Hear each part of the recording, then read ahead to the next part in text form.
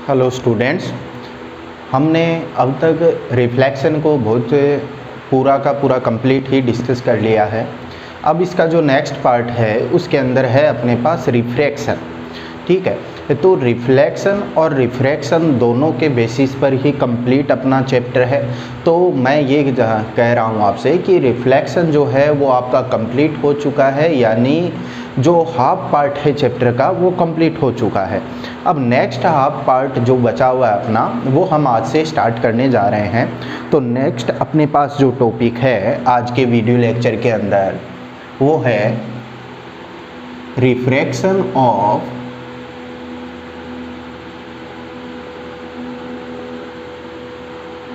Light रे। Refraction of light रे। अब रिफ्लेक्शन और रिफ्रैक्शन दोनों के अंदर क्या डिफरेंस होता है वो अगर हम देखना चाहें तो देखिए कि जैसे ये आपके पास कोई एक बाउंड्री लाइन है। अब बाउंड्री लाइन है मतलब क्या है कि इसके इधर कोई एक मीडियम है, कोई एक मीडियम है, इसे हमने बोल दिया मीडियम फर्स्ट। और दूसरी तरफ इस बाउंड्री लाइन के दूसरी तरफ कोई सेकंड मीडियम है। ठीक है, अब एक मीडियम से, फर्स्ट मीडियम से कोई लाइट रे जो है वो इस बाउंड्री लाइन पर इंसिडेंस हो रही है, तो इसका कुछ पार्ट तो रिफ्लेक्ट हो जाता है, कुछ पार्ट क्या हो जाएगा, रिफ्लेक्ट हो जाएगा। तो रिफ्लेक्टेड रे को शो करने के लिए मैं क्या करूँगा, यहाँ पर एक मैंने नॉर्मल ड्रॉ कर दिया। अब नॉर्मल के साथ जितना एंगल बनाती हुई आती है इंसिडेंस रे, उतना ही एंगल बनाते हुए वापस चली जाएगी। तो ये आपके पास हो गई रिफ्लेक्टेड रे। अब मैं कह रहा हूँ कि इस इंसिडेंस रे का कुछ पार्ट तो रिफ्लेक्ट हो जाता है और कुछ पार्ट जो है वो नेक्स्ट मीडियम के अंदर चला जाता है। तो नेक्स्ट मीडियम के अंदर जो पार्ट जाएगा वो पार्ट अपनी इनिशियल पाथ से कुछ डेविएशन शो करेगा। इनिशियल पाथ से कुछ डेविएशन शो करने का मीनिंग है कि जैसे इसका इनिशियल पाथ जो है वो इस तरीके से, इधर ये लाइट रे जानी चाहिए, ठीक है, लेकिन ये इस तरफ ना जाकर इस अपने ओरिजिनल या इनिशियल पाथ से कुछ डेविएशन शो करती है। और कुछ डेविएशन शो करती है तो लाइट की इस प्रॉपर्टी को हम लोग बोलते हैं रिफ्रैक्शन। ये जो है उसी मीडियम के अंदर लाइट रे वापस चली गई, तो इसको हमने क्या बोला, रिफ्लेक्शन, जो हमने डिस्कस कर लिया अब तक के लेक्चर्स के अंदर। और जो इसका पार्ट आगे की ओर सेकेंड मीडियम में चला जाता है तो इस फिनोमिना को बोला जाता है रिफ्रैक्शन। अब ये जो रिफ्रैक्शन है या रिफ्लेक्शन है यहाँ पर जो हो रहा है, इसके अंदर अगर हम रिफ्रैक्शन की बात करें तो देखो ये अपनी इनिशियल पाथ से कुछ डेविएशन शो कर रही है, कुछ डेविएशन शो कर रही है, तो उसका रीजन क्या है, ठीक है, वो सारी चीज़ें हम देखते हैं रिफ्रैक्शन ऑफ लाइट रे के अंदर। अब उससे पहले हम लोग डिस्कस करेंगे कि ये जो मैं यहाँ पर मीडियम फर्स्ट मीडियम लिख रहा हूँ, ये मीडियम है क्या चीज़। तो अगर हम बात करें कि मीडियम की, तो मीडियम एक्चुअल के अंदर एक एरिया है। मीडियम जो है वो एक्चुअल के अंदर क्या है, एक एरिया है, एक स्पेस है। यानी मैं बोल दूं कि कोई एक ऐसा स्पेस है जिसके अंदर वाटर फिल किया हुआ है, तो वो मीडियम हो गया वाटर का, यानी ये मीडियम वाटर है, ठीक है। कोई ऐसा स्पेस है, कोई ऐसा एरिया है जिसके अंदर हमने एयर को फिल कर दिया, तो वो मीडियम बन गया एयर का, ठीक है। तो मीडियम जो है वो एक्चुअल के अंदर एक एरिया है स्पेसिफिक, या एक स्पेसिफिक स्पेस है जिसके अंदर लिक्विड, गैस या सॉलिड कोई भी मैटर हो सकता है। अब अगर सॉलिड है तो मैं बोलूँगा सॉलिड मीडियम हो गया वो। तो ऐसे ही कोई भी स्पेस है, कोई भी एरिया है, वो मीडियम की तरह बिहेव कर सकता है। अब अगर हम मीडियम की बात करें तो मीडियम जो है वो नॉर्मली दो टाइप के होते हैं। फर्स्ट टाइप का जो मीडियम है इसे बोला जाता है रेयरर मीडियम, ठीक है। और सेकेंड टाइप का जो मीडियम होता है इसे बोला जाता है डेंसर मीडियम। अब रेयर और डेंसर मीडियम किसे बोला जाएगा, तो हम बोलेंगे कि कोई भी वेव है, जैसे लाइट की बात करें तो लाइट रे जो है वो भी एक तरीके से वेव है, क्योंकि इसके ड्यूल नेचर होता है। कुछ जगहों पर इसको यानी कुछ प्रॉपर्टीज लाइट की ऐसी होती है जो इसको पार्टिकल एज्यूम करने पर ही हम लोग सेटिस्फाई कर सकते हैं, और कुछ प्रॉपर्टी ऐसी होती है जिन्हें अगर हम लाइट को वेव लेके चले तो वो कंडीशन सेटिस्फाई होती हैं। तो ड्यूल नेचर लिया जाता है लाइट का, कि ड्यूल नेचर होता है, पार्टिकल भी होता है और वेव भी होता है। तो अगर उसी वेव की हम लोग बात करें तो वेव की अगर हम बात करें तो वेव की स्पीड के बेसिस पर, वेव की स्पीड के बेसिस पर किसी भी मीडियम को रेयरर और डेंसर बोला जाता है। जैसे हम लाइट रे की बात करें तो लाइट रे की जो स्पीड होती है वो स्पीड मैक्सिमम होती है किसके अंदर, वैक्यूम के अंदर। अब वैक्यूम जो है वो क्या है, वैक्यूम एक ऐसा स्पेस है, एक ऐसा एरिया है जिसके अंदर किसी भी तरीके की कोई मैटर जो है वो नहीं पाया जाता है वहाँ पर, तो उसको हम क्या बोल देते हैं, वैक्यूम बोल देते हैं। तो वैक्यूम के अंदर लाइट की स्पीड मैक्सिमम होती है, कितनी होती है, 3 × 10⁻⁸ मीटर पर सेकेंड।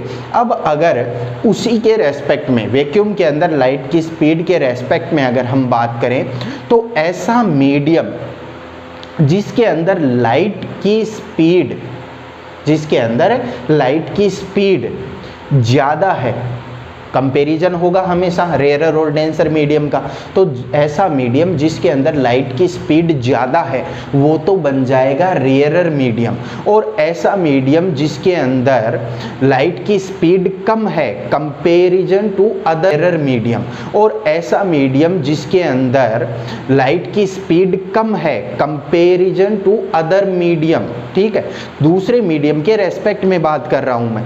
तो अगर लाइट की स्पीड कम है तो हम बोलेंगे कि वो मीडियम जो है वो डेंसर मीडियम है। अब किसी भी मीडियम का रेयरर या डेंसर होना इस पर भी डिपेंड करता है कि वो वेव कौन सी है।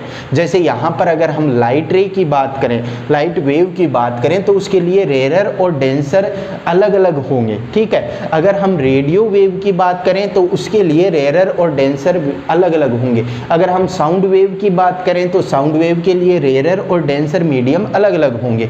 तो यहाँ पर अगर हम लाइट रे की बात करें तो लाइट रे जो है, हम इसके लिए हमने क्या बोला कि जिस मीडियम के अंदर लाइट रे की वेलोसिटी अदर मीडियम के कंपैरिजन में ज़्यादा हो, ग्रेटर हो, तो वो मीडियम क्या बोला जाएगा, रेयरर बोला जाएगा। तो हम इसके अंदर क्या लिख सकते हैं, रेयरर को अगर हमें डिफाइन करना हो तो रेयरर मीडियम कौन सा होता है, तो मैं बोलूँगा स्पीड ऑफ लाइट,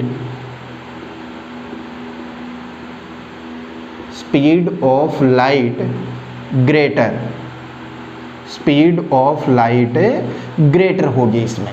अगर डेंसर की बात करें तो डेंसर मीडियम कौन सा होगा, जिसके अंदर लाइट की जो स्पीड है वो लाइट की स्पीड दूसरे मीडियम के कंपैरिजन के अंदर कम हो, तो वो मीडियम क्या बोला जाएगा, डेंसर मीडियम बोला जाएगा। अब ऐसा भी नहीं है कि किसी स्पेसिफिक मीडियम को हम लोग हमेशा रेयरर ही बोलेंगे या हमेशा डेंसर भी बोलेंगे। मैंने क्या कहा, ये कंपैरिजन चलता है दोनों के बीच में, कि इस कंपैरिजन के बेसिस पर हम डिफाइन करते हैं कि कौन सा मीडियम रेयरर है और कौन सा मीडियम है डेंसर है। जैसे अगर हम यहाँ पर लेके चलें कि सबसे पहले हमने बात कर ली कि अपने पास कोई ऐसा स्पेस है, कोई ऐसा एरिया है जिसके अंदर एयर फिल की हुई है।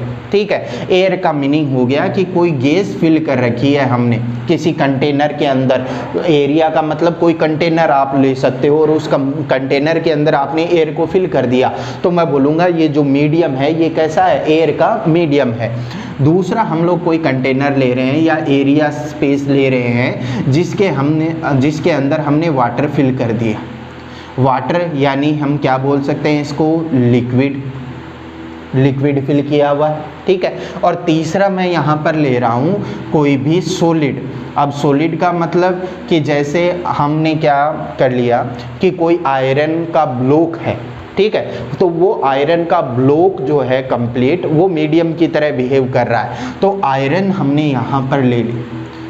अब ये यहाँ पर आपके पास तीन अलग अलग मीडियम हो गए, ये गैसियस मीडियम है, ये लिक्विड मीडियम है और ये सॉलिड मीडियम है।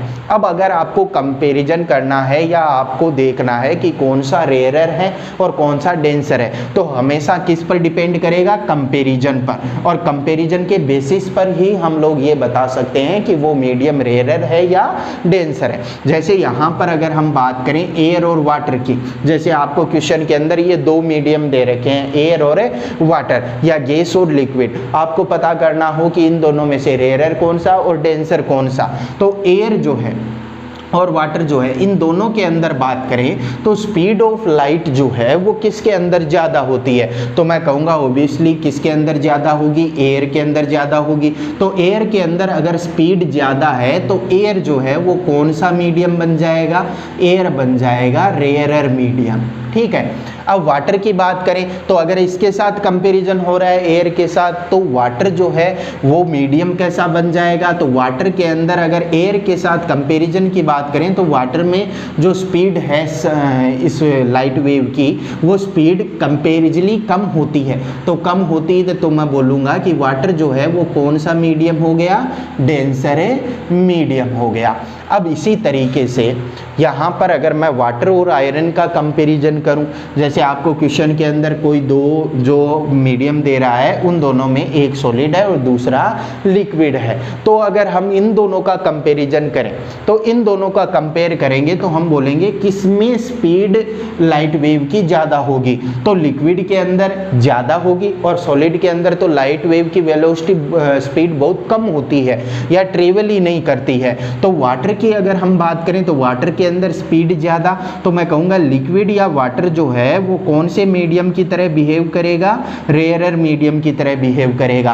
और सॉलिड जो है वो कौन से मीडियम की तरह बिहेव करेगा, ये बिहेव करेगा डेंसर मीडियम की तरह। यानी कोई भी मीडियम है आप उसको ये नहीं बोल सकते कि ये हमेशा रेयरर होगा या ये हमेशा डेंसर होगा। जैसे यहाँ पर वाटर की बात करें तो जब इसका कंपैरिजन एयर के साथ किया जाता है तो वाटर कैसा मीडियम हो गया, डेंसर मीडियम हो गया। लेकिन जब इसका कंपैरिजन किया जाएगा किसी सॉलिड के साथ, तो सॉलिड के साथ कंपैरिजन करने पर हमें पता चल गया कि लिक्विड जो है वो किस तरीके से बिहेव कर रहा है, रेयरर मीडियम की तरह बिहेव कर रहा है। तो आपको एक ही चीज़ ध्यान में रखनी है कि जिसके अंदर लाइट वेव की वेलोसिटी ग्रेटर है, कंपैरिजन होगा दोनों के अंदर, तो जिसके अंदर लाइट वेव की वेलोसिटी ग्रेटर है वो तो हो जाएगा रेयरर मीडियम, और जिसके अंदर लाइट वेव की वेलोसिटी कम है, कंपेयर करते हुए चलना है, जिसके अंदर लाइट वेव की वेलोसिटी कम है वो कौन सा मीडियम बन जाएगा, डेंसर मीडियम बन जाएगा। तो आपको क्वेश्चन के अंदर ये नहीं देगा कि मीडियम फर्स्ट से मीडियम सेकंड के अंदर जा रही है, बिल्कुल ही नहीं। आपको हमेशा क्वेश्चन के अंदर ये देगा कि कोई लाइट रे है वो rarer medium to denser medium में या denser medium to rarer medium के अंदर मूव कर रही है। तो रेयरर और डेंसर का कॉन्सेप्ट जो है वो आपको समझ में आया क्या।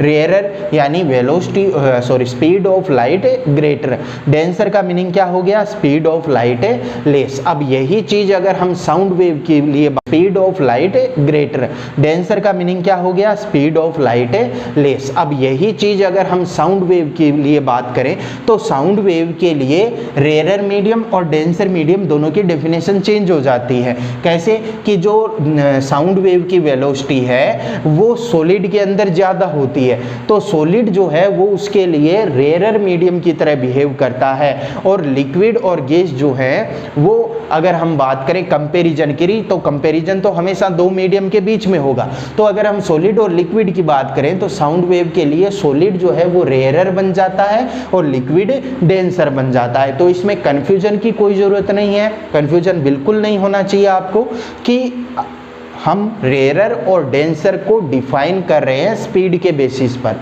स्पीड ऑफ लाइट ग्रेटर तो rarer medium, speed of light less तो डेंसर मीडियम। चलिए अब रेयरर और डेंसर मीडियम जो है इसके अंदर हम एक तरीके से और भी इनको अलग अलग डिफाइन कर सकते हैं, वो हम इसके जब रिफ्रैक्शन के लिए जो लॉज पढ़ेंगे उनके अंदर ही हम डिस्कस कर लेंगे। चलिए अब हम बात करते हैं रिफ्रैक्शन की। तो रिफ्रैक्शन जो है वो हम 10th क्लास के अंदर स्टडी कर चुके हैं, ठीक है। उसके नॉर्मली जो लॉज होते हैं वो भी हमें पता होते हैं, लेकिन फिर भी हम लोग यहाँ पर डिस्कस कर लेते हैं कि रिफ्रैक्शन जो है वो होता क्या है। तो रिफ्रैक्शन की अगर हम डेफिनेशन की बात करें तो क्या होगा कि व्हेन लाइट रे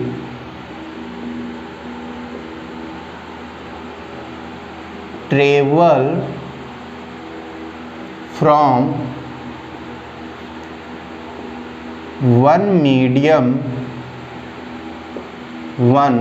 medium to another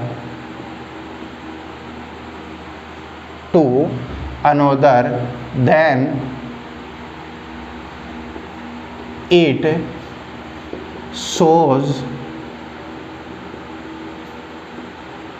deviation from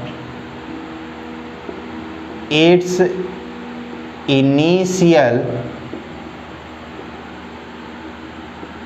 direction of motion, initial direction of motion. जो इसकी इनिशियल डायरेक्शन है उससे क्या कर रहा है, ये थोड़ा डेविएट हो रहा है, तो इसी डेविएशन को जो है वो क्या बोला जाता है, रिफ्रैक्शन बोला जाता है। तो मैं कहूँगा this property of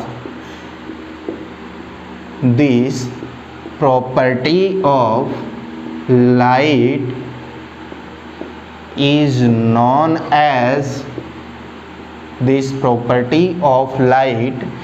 known as refraction of light। इसे क्या बोला जाता है, रिफ्रैक्शन बोला जाता है। अब यहाँ पर देखो एक चीज़ मैंने लिखी है कि it shows deviation from its initial direction of A motion. अब इसके अंदर ये हमेशा जो है वो डेविएशन शो करती है, बोल सकते हैं हम लोग, लेकिन एक कंडीशन ऐसी होती है जिसके अंदर ये डेविएशन शो नहीं करती है। तो अगर हम यहाँ पर इसको कंफर्म करने के बजाय, क्योंकि ज़्यादातर केस की बात करूं मैं या लगभग हर केस की मैं बात करूं तो उसके अंदर डेविएशन होगा, केवल एक केस ऐसा है जिसके अंदर ये डेविएशन शो नहीं करेगा। तो उसके अंदर हम लोग ऐसा नहीं बोलेंगे कि भाई डेविएशन नहीं हो रहा है, क्योंकि उसके अंदर जब हम लॉज की बात करेंगे, लॉ ऑफ रिफ्रैक्शन की बात करेंगे तो वो सेटिस्फाई हो जाएंगे। तो हमने यहाँ पर लिख रखा है it shows deviation from its initial direction of motion, और वो कौन सी कंडीशन है वो भी हम लोग डिस्कस करेंगे। अब अगर हम यहाँ पर बात करें, देखो तो ये जो लाइन है यहाँ पर जो हमने यहाँ पर बना रखी है इसे बोला जाता है बाउंड्री। इसे क्या बोला जाता है, बाउंड्री, ठीक है, क्योंकि ये दोनों मीडियम को एक दूसरे से अलग करती है। तो फर्स्ट जो मीडियम है वो कोई सा भी हो सकता है। अब मैं यहाँ से रिफ्लेक्शन को रिमूव कर देता हूँ, ठीक है। तो ये जो यहाँ पर आपके पास मीडियम है ये चाहे रेयर हो या डेंसर हो, मीडियम फर्स्ट मैं बोल देता हूँ, ठीक है। एक बार आपको क्या नज़र आएगा कि ये कोई रेयर या डेंसर है और सेकंड वाला कोई रेयर या डेंसर है। तो ये आपके पास नेक्स्ट जो है वो मीडियम सेकंड है, लेकिन कंडीशन क्या है कि दोनों मीडियम अलग अलग होने चाहिए। ऐसे नहीं है कि आप यहाँ भी एयर ले लो यहाँ भी एयर ले लो, तो मीडियम की कोई बाउंड्री नहीं बनी, तो वहाँ पर रिफ्रैक्शन नहीं होगा। रिफ्रैक्शन केवल तभी होगा जब यहाँ पर क्या हो, यहाँ पर अलग अलग मीडियम हो। अब अगर इसकी बात करूं तो ये यहाँ पर जो एंगल बन रहा है इस एंगल को हम डिनोट करते हैं आई से, और आई को क्या बोला जाता है, आई को बोला जाता है इंसिडेंस एंगल, जो हमने पहले भी लिख रखा है। आई को क्या बोला जाता है, इंसिडेंस एंगल। यहाँ पर अगर हम ये वाला इस वाले एंगल की बात करेंगे तो ये वाला जो एंगल है ये हो गया आर, ठीक है। तो ये प्रॉपर्टी है रिफ्रैक्शन की, और इस लाइट रे को बोला जाता है रिफ्रैक्टेड। इस लाइट रे को जो है वो बोला जाता है रिफ्रैक्टेड रे, ठीक है। और ये वाला जो एंगल है यहाँ पर स्मॉल r, इस एंगल को बोला जाएगा रिफ्रैक्शन एंगल, रिफ्रैक्शन एंगल या रिफ्रैक्टेड एंगल, ठीक है। तो रिफ्रैक्शन एंगल या रिफ्रैक्टेड एंगल, ठीक है। तो रिफ्रैक्शन एंगल या रिफ्रैक्टेड रे, तो रिफ्रैक्शन एंगल कौन सा कि मीडियम के बाद में, बाउंड्री के बाद में, सेकेंड मीडियम में जब ये एंटर कर रही है लाइट रे, तो रिफ्रैक्टेड रे नॉर्मल के साथ जितना एंगल बनाती है वो हो जाएगा रिफ्रैक्शन एंगल या रिफ्रैक्टेड एंगल। अगर हम आई की बात करें तो इंसिडेंस लाइट रे नॉर्मल के साथ जितना एंगल बनाती है वो क्या हो जाएगा, इंसिडेंस एंगल हो जाएगा। अब इन दोनों ही केस के अंदर अगर हम मेन रीजन की बात करें कि मेन रीजन क्या है रिफ्रैक्शन का, क्यों रिफ्रैक्शन होता है, तो क्या ये दोनों अगर सेम मीडियम होते तो सेम मीडियम होने पर क्या रिफ्रैक्शन होता क्या यहाँ पर, बिल्कुल ही नहीं होता, क्योंकि एक मीडियम है तो एक मीडियम में तो लाइट रे उसी तरीके से मोशन करेंगे। ये क्यों यहाँ पर रिफ्रैक्शन हो रहा है, ये रिफ्रैक्शन हो रहा है क्योंकि मीडियम अलग अलग है। अब मीडियम अलग अलग होने से भी क्या इफेक्ट पड़ा इस लाइट रे पर, तो इफेक्ट इस लाइट रे पर ये पड़ा कि इस लाइट रे की वेलोसिटी जो है या स्पीड जो है वो अलग अलग मीडियम में अलग अलग है, और उसी स्पीड की वजह से यहाँ पर जो ये डेविएशन हो रहा है एंगल का वो उसी वजह से हो रहा है। तो इसका जो मेन कोज हम लोग देखें या मेन रीजन अगर हम लोग देखें रिफ्रैक्शन का, तो main reason of refraction, main region of refraction is difference of speed in different medium, different medium, यानी अलग अलग मीडियम के अंदर जो इनकी लाइट रे की स्पीड का डिफरेंस है, उस डिफरेंस की वजह से ही यहाँ पर डेविएशन हो रहा है, और डेविएशन हो रहा है इसका मतलब उसी की वजह से क्या हो रहा है, रिफ्रैक्शन हो रहा है। तो अगर हमें बोल दे कि रिफ्रैक्शन का मेन कोज क्या है, तो रिफ्रैक्शन का मेन कोज या मेन रीजन जो है वो क्या है, डिफरेंस ऑफ स्पीड, कि दोनों मीडियम के अंदर जो यहाँ पर अपने पास लाइट रे है इसकी स्पीड का जो डिफरेंस है उसकी वजह से ही रिफ्रैक्शन हो रहा है। अब एक और अगर हम यहाँ पर बात करें तो रिफ्रैक्शन जब होता है तो रिफ्रैक्शन होने पर इस लाइट रे की फ्रीक्वेंसी पर कोई इफेक्ट नहीं पड़ता। जैसे स्पीड चेंज हो जाएगी, ठीक है, तो स्पीड चेंज हो जाएगी तो स्पीड चेंज होने की वजह से ही रिफ्रैक्शन हुआ। लेकिन अगर हम बात करें फ्रीक्वेंसी की, और फ्रीक्वेंसी को मैं क्यों बोल रहा हूँ यहाँ पर, क्योंकि लाइट रे जो है वो भी एक्चुअल के अंदर एक लाइट वेव की तरह बिहेव करती है। तो लाइट वेव है तो वेव के लिए क्या काम में लेते हैं हम लोग, फ्रीक्वेंसी काम में लेते हैं। तो जो फ्रीक्वेंसी है वो चेंज नहीं होती है रिफ्रैक्शन के अंदर।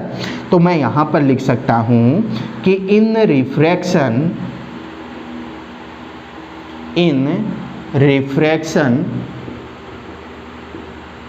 फ्रीक्वेंसी ऑफ लाइट रे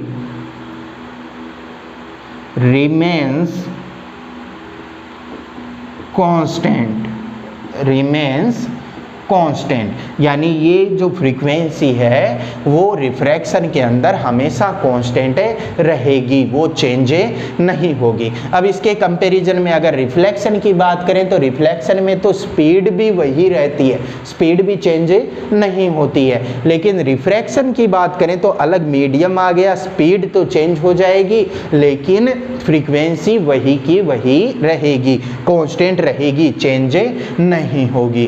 तो चलिए नोट डाउन कीजिए। अब हम इसके लिए जो लॉज हैं अपने पास, उन लॉज को डिस्कस करते हैं कि रिफ्रैक्शन के क्या क्या लॉ हैं।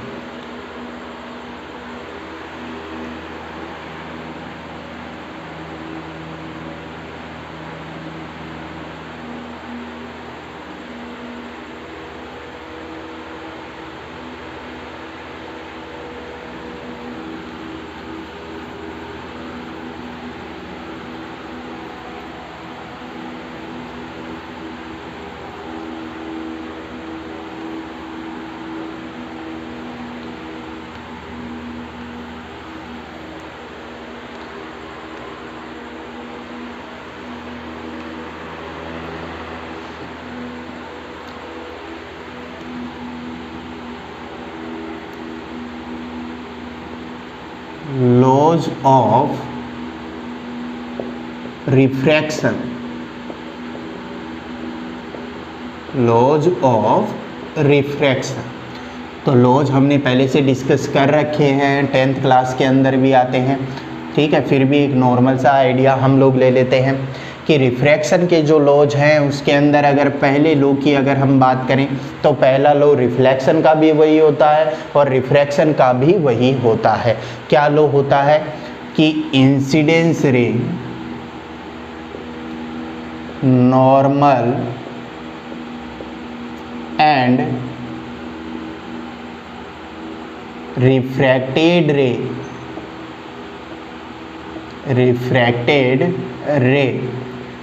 lies in same plane, lies in same plane। यानी मैं बोल सकता हूँ कि इंसिडेंस रे नॉर्मल प्लेन, यानी मैं बोल सकता हूँ कि इंसिडेंस रे नॉर्मल और रिफ्रैक्टेड रे, ये तीनों के तीनों जो हैं वो क्या होते हैं, ये तीनों के तीनों कोप्लेनर होते हैं, ये एक ही प्लेन के अंदर होते हैं। यही अपने पास रिफ्लेक्शन के अंदर फर्स्ट लॉ था। बस रिफ्लेक्शन के अंदर यहाँ पर क्या आ गया था, रिफ्लेक्टेड रे आ गया था। अगर हम सेकंड लॉ की बात करें तो सेकंड लॉ इम्पोर्टेंट है इसके अंदर। सेकंड लॉ को एक और नाम से भी बोला जाता है स्नेल्स लॉ, स्नेल्स लॉ। और मैंने अभी आपको तो कुछ देर पहले बताया था कि मीडियम जब हमने अलग अलग देखे थे, रेयरर और डेंसर, तो मैंने कहा था कि एक चीज़ और है जिसके बेसिस पर हम रेयरर और डेंसर को डिवाइड कर सकते हैं, ठीक है। तो वो हम इसी के अंदर डिस्कस करेंगे। तो स्नेल्स लॉ क्या होता है, स्नेल्स लॉ होता है कि अगर आप इंसिडेंस एंगल, रिफ्रैक्टेड एंगल, ये दोनों जो हैं इनके लिए अगर साइन का रेशियो देखोगे तो वो साइन का रेशियो हमेशा कांस्टेंट रहता है। स्नेल्स लॉ या रिफ्रैक्शन का सेकंड लॉ क्या होता है, सेकंड लॉ या स्नेल्स लॉ क्या होगा कि sine of ratio of sine of incidence angle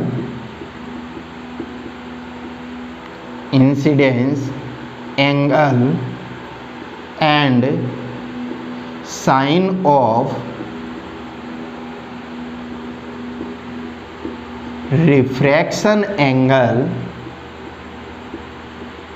sine of reflection angle is always constant, is always constant. क्या बोलना चाह रहा है ये बोल रहा है इंसिडेंस एंगल का साइन, इंसिडेंस एंगल कितना आई, आई का साइन लगा दो, यानी साइन आई अपोन में, रेशियो बोल रहा है तो अपोन में sine of refraction angle, refraction angle या रिफ्रैक्टेड एंगल कितना, स्मॉल आर, तो मैं लिखूंगा sine i upon sine r. और इन दोनों का रेशियो जो है वो क्या रह रहा है, हमेशा कांस्टेंट रह रहा है। इसको ही बोला जाता है स्नेल्स लॉ कि साइन आई अपॉन में sine are is equal to constant. अब ये जो यहाँ पर कांस्टेंट है यही आपका कई क्वेश्चनों का आंसर है।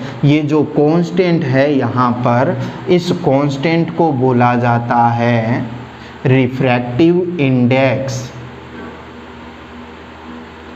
Refractive index. और ये रिफ्रैक्टिव इंडेक्स होता क्या है उसकी अगर हम बात करें तो देखो, रिफ्रैक्टिव इंडेक्स जो होता है वो क्या होता है? रिफ्रैक्टिव इंडेक्स ये बताता है कि किसी मीडियम के अंदर लाइट वेव की या लाइट रे की स्पीड वैक्यूम के कंपैरिजन में कितनी कम है। ये चीज कौन बताएगा? रिफ्रैक्टिव इंडेक्स बताएगा। तो रिफ्रैक्टिव इंडेक्स जो है वो होता क्या है? इसकी एक न्यूमेरिकल वैल्यू है। क्या होता है रिफ्रैक्टिव इंडेक्स? ये होता है speed of light in vacuum. Speed of light in vacuum upon speed of light in medium. यानी वैक्यूम के रेस्पेक्ट में किसी मीडियम में जो स्पीड है लाइट रे की वो कितनी है या कितनी कम है, वो कौन बताएगा? रिफ्रैक्टिव इंडेक्स बताएगा। इसको रिप्रेजेंट किया जाता है म्यू से, या कई जगह इसे स्मॉल n से भी लिखा जाता है। तो म्यू जो है वो क्या है? Refractive index. अब वैक्यूम के अंदर जो लाइट की स्पीड है इसे हम डिनोट करते हैं c से, जो कांस्टेंट होती है, और वैल्यू क्या होती है? 3 × 10⁸ मीटर पर सेकेंड। और किसी मीडियम के अंदर जो स्पीड है उसको हम डिनोट कर लेते हैं v से। तो म्यू इज इक्वल टू होता है c/v। अब ये जो रिफ्रैक्टिव इंडेक्स है इसे हम दो तरीके से शो कर सकते हैं। कैसे? एक जो है वो तो हम एक मीडियम का दूसरे मीडियम के रेस्पेक्ट में करें, ठीक है, वो तो बोला जाएगा रिलेटिव रिफ्रैक्टिव इंडेक्स, ठीक है। और दूसरा नॉर्मल रिफ्रैक्टिव इंडेक्स जिसे हम वैक्यूम के रेस्पेक्ट में डिफाइन करते हैं। तो यहाँ पर जो अपने पास ये कांस्टेंट है ये होता है रिलेटिव। ये क्या होता है? रिलेटिव होता है। तो रिलेटिव होने का मतलब क्या हो गया कि sine I upon sine are is equal to, relative होने का मतलब हो गया कि मैं यहाँ पर लिख सकता हूँ μ2 अपॉन में μ1। क्यों लिखा है μ2 अपॉन में μ1? क्यों लिखा मैंने यहाँ पर? देखो कि मैंने यहाँ पर क्या कहा आपको कि ये जो कांस्टेंट है वो रिलेटिव रिफ्रैक्टिव इंडेक्स होता है। क्या होता है? रिलेटिव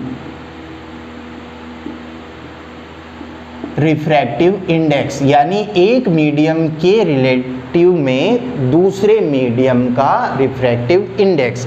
कैसे इंडेक्स? यानी एक मीडियम के रिलेटिव में दूसरे मीडियम का रिफ्रैक्टिव इंडेक्स। कैसे? कि अगर मैं यहाँ पर कहीं पर लिख दूँ 1μ2, तो 1μ2 का मीनिंग क्या होता है? 1μ2 का मीनिंग होता है कि सेकंड मीडियम का refractive index with respect to 1 या medium 1।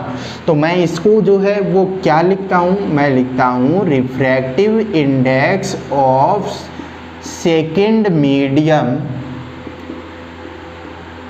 With respect to first medium. और यहाँ पर अगर हम एक मीडियम के रेस्पेक्ट में दूसरे मीडियम का रिफ्रैक्टिव इंडेक्स बोलते हैं तो उसे लिखा जाता है रिलेटिव रिफ्रैक्टिव इंडेक्स। और 1μ2 जो है इसको क्या लिखा जाएगा? तो 1μ2 को हम लोग लिख सकते हैं μ2 अपॉन में μ1।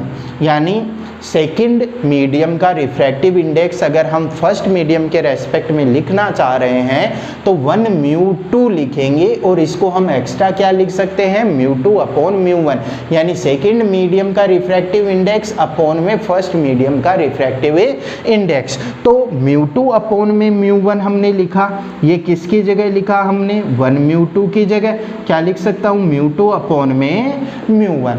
अब म्यू की जगह रिफ्रैक्टिव इंडेक्स की जगह अगर मैं यहाँ पर स्पीड लिखना चाहूँ तो म्यू और v के अंदर क्या रिलेशन होगा, रिफ्रैक्टिव इंडेक्स और वेलोसिटी अगर मैं लिखना चाहूँ तो मैं कहूँगा म्यू और v के अंदर क्या रिलेशन होता है, रेसिप्रोकल का, यानी रिफ्रैक्टिव इंडेक्स जितना ज़्यादा होगा वेलोसिटी उतनी ही कम होगी या स्पीड उतनी ही कम होगी। तो म्यू और स्पीड जो है, रिफ्रैक्टिव इंडेक्स और स्पीड जो है ये एक दूसरे के रेसिप्रोकल होते हैं। अब इसी के साथ अगर मैं यहाँ पर लैम्डा के साथ भी रिलेशन लिखना चाहूँ तो v और लैम्डा के अंदर क्या रिलेशन होता है, तो v इज इक्वल टू होता है n लैम्डा। n क्या होती है, n होती है फ्रीक्वेंसी, ठीक है, और लैम्डा जो है वो क्या होती है, वेवलेंथ होती है, क्योंकि लाइट एक वेव की तरह भी बिहेव करती है तो इसकी वेवलेंथ भी होगी। तो अगर मैं यहाँ पर v1 अपॉन v2 को फ्रीक्वेंसी और वेवलेंथ की टर्म में लिखना चाहूँ तो फ्रीक्वेंसी तो हमने क्या बोली कि फ्रीक्वेंसी तो चेंज नहीं होगी, तो मैं v1 की जगह लिख दूंगा n लैम्डा 1, v2 की जगह लिख दूंगा n लैम्डा 2। तो देखो यहाँ पर क्या बन जाएगा, लैम्डा 1 बाई लैम्डा 2।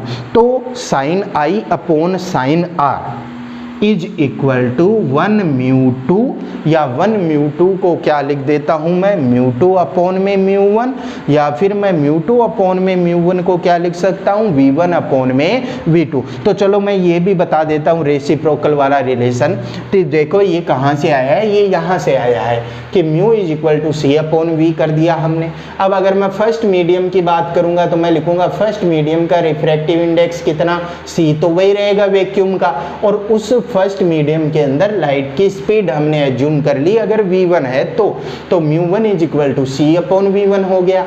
अब अगर मैं म्यू 2 की बात करूं सेकेंड मीडियम के रिफ्रैक्टिव इंडेक्स की तो मैं लिखूंगा सी अपॉन में सेकेंड मीडियम के अंदर लाइट की स्पीड, उसे मैं एज्यूम कर लूँ v2, तो म्यू 2 इज इक्वल टू क्या आ गया, सी अपॉन में v2। अब 1 म्यू 2 को हमने लिखा है म्यू 2 अपॉन म्यू 1, म्यू 2 की जगह मैं क्या लिखूंगा, सी अपॉन v2, म्यू 1 की जगह लिखूंगा सी अपॉन v1, तो सी से सी कैंसिल आउट होकर क्या बन जाएगा, v1 अपॉन v2।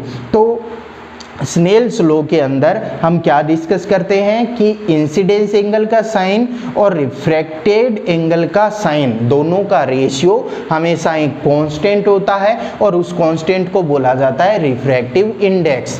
कांस्टेंट को म्यू से रिप्रेजेंट कर दिया तो 1 म्यू 2 यानी रिलेटिव रिफ्रैक्टिव इंडेक्स, एक मीडियम के रिलेटिव में दूसरे मीडियम का रिफ्रैक्टिव इंडेक्स, तो is equal to mu 2 upon में म्यू 2 अपॉन म्यू 1 को क्या लिख सकते हैं, स्पीड की टर्म में v1 अपॉन v2, और v1 अपॉन v2 को वेवलेंथ की टर्म में क्या लिख सकते हैं, लैम्डा 1 अपॉन लैम्डा 2। तो ये अपने पास स्नेल्स लॉ हो गया। अब इसके अंदर हम देखते हैं कि स्नेल्स लॉ के बेसिस पर हम किस तरीके से ये देख सकते हैं कि जब कोई लाइट रे एक मीडियम से दूसरे मीडियम में एंटर होती है तो किस तरीके से हम उसकी डायरेक्शन देख सकते हैं कि वो किधर जाएगा, वो इस नॉर्मल की तरफ आएगी लाइट रे या इस नॉर्मल से दूर की तरफ जाएगी। तो नोट डाउन कीजिए पहले आप लोग।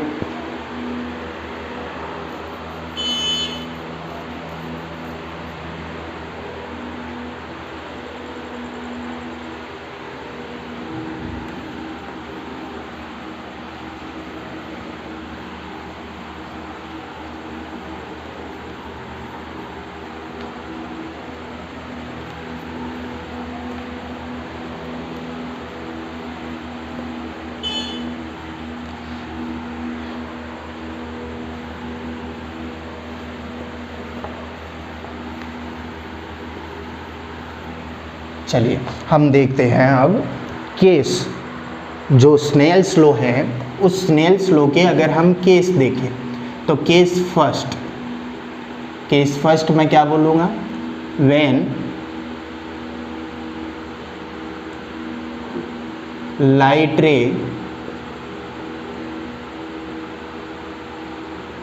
ट्रेवल फ्रॉम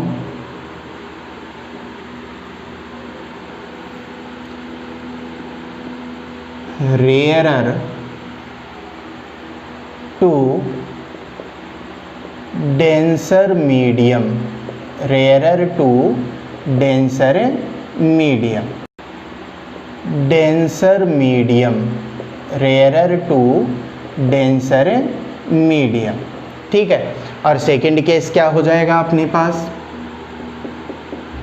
सेकंड केस हो जाएगा when light ray travel from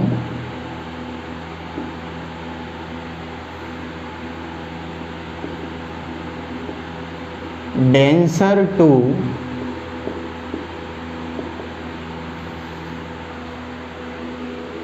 rarer medium,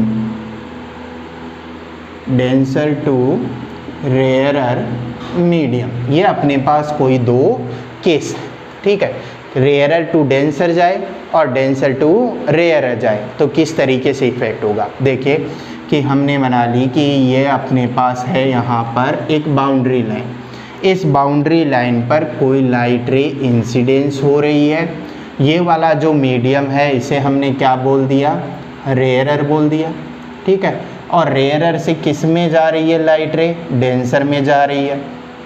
तो हमें ये देखना है कि वो लाइट रे किस तरीके से आगे मूव करती है।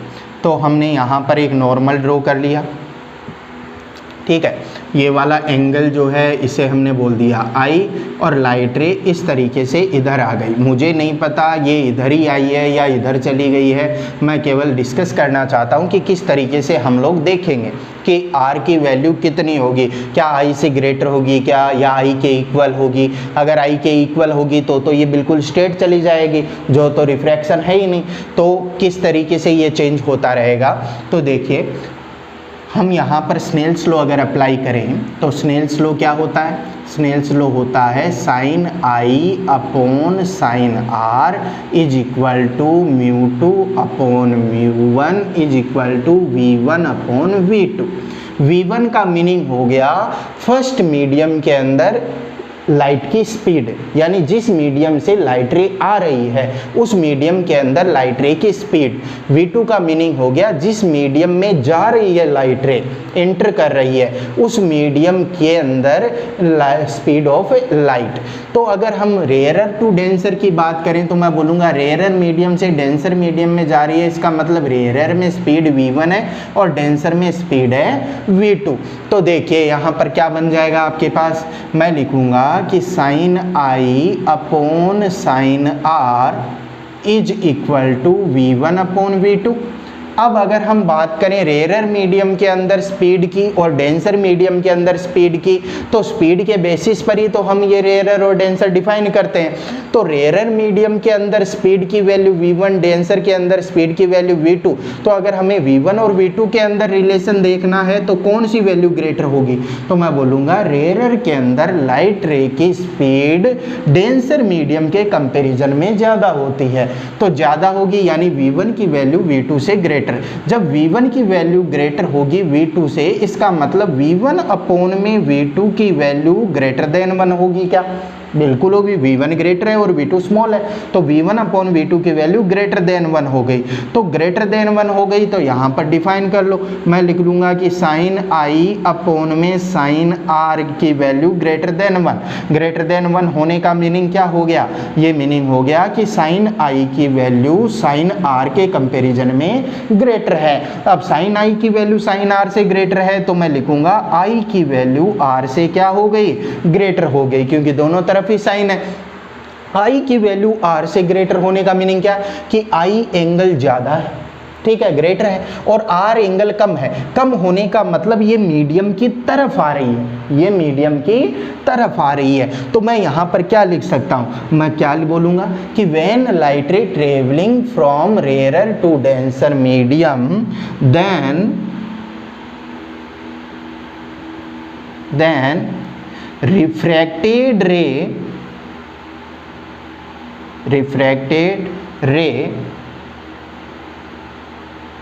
कम closer to normal, come closer to normal, यानी रिफ्रैक्टेड रे जो है वो नॉर्मल के पास आ जाएगी। पास आने का मतलब रिफ्रैक्टेड एंगल क्या है, कम है। किसके कंपैरिजन में, इंसिडेंस एंगल के कंपैरिजन में। तो ये चीज़ आपको को ध्यान में रखनी है। अगर सेकंड केस की हम लोग बात करें तो देखो, light ray travel from denser to rarer medium, तो हमने बोल दिया ये अपने पास हो गया कोई बाउंड्री लाइन, लाइट रे आ गई इस तरीके से इंसिडेंस रे, ठीक है। अब इस वाले मीडियम की बात करें तो ये हमने बोल दिया डेंसर मीडियम और ये हमने बोल दिया रेयर मीडियम, ठीक है। ये यहाँ पर हो गया अपने पास नॉर्मल। अब मैं अपनी तरफ से इस तरीके से एक लाइट रे बना लेता हूँ। मुझे नहीं पता कंडीशन क्या है, आर की वैल्यू कैसी आएगी, लेकिन मैं अपनी तरफ से एक बार ऐसे ही बना लेता हूँ कि भाई अगर ये दोनों अलग अलग केस हैं, इसके अंदर क्लोजर आ रही है तो इसके अंदर दूर जानी चाहिए, ठीक है। तो हम लोग उसे प्रूव करते हैं। देखो, हम स्नेल्स लॉ अप्लाई करते हैं। क्या होता है, साइन आई अपॉन में sine are is equal to μ2 upon में μ1 is equal to v1 upon में v2।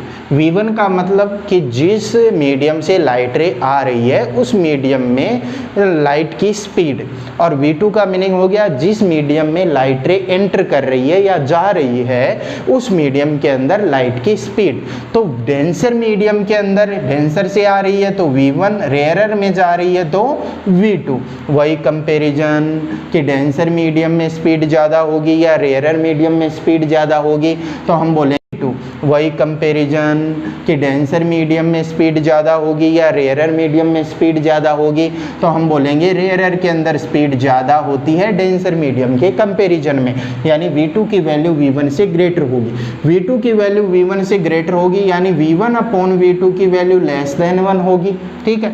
लेस देन 1 हो गई, इसका मीनिंग हो गया कि साइन आई अपॉन साइन आर की value less than 1। Less than 1 यानी sine I less than sine R. दोनों तरफ से साइन अगर हटा दूं तो मेरे पास रिजल्ट क्या आएगा, I is less than are, यानी R angle of refraction, angle of refraction या रिफ्रैक्शन एंगल जो है उसकी वैल्यू ग्रेटर आएगी किससे, इंसिडेंस एंगल थे। तो इंसिडेंस एंगल इतना, रिफ्रैक्शन एंगल इतना बना दिया, बड़ा बना दिया। तो बड़ा बनाने का मतलब क्या हो गया, यहाँ पर मैं बोल सकता हूँ कि जब light ray denser to rarer medium move कर रही है तो जो रिफ्रैक्टेड लाइट रे है, जो रिफ्रैक्टेड लाइट रे है वो नॉर्मल से दूर जाएगी, नॉर्मल से दूर जाएगी। तो मैं क्या लिखूंगा, then refracted ray moves away from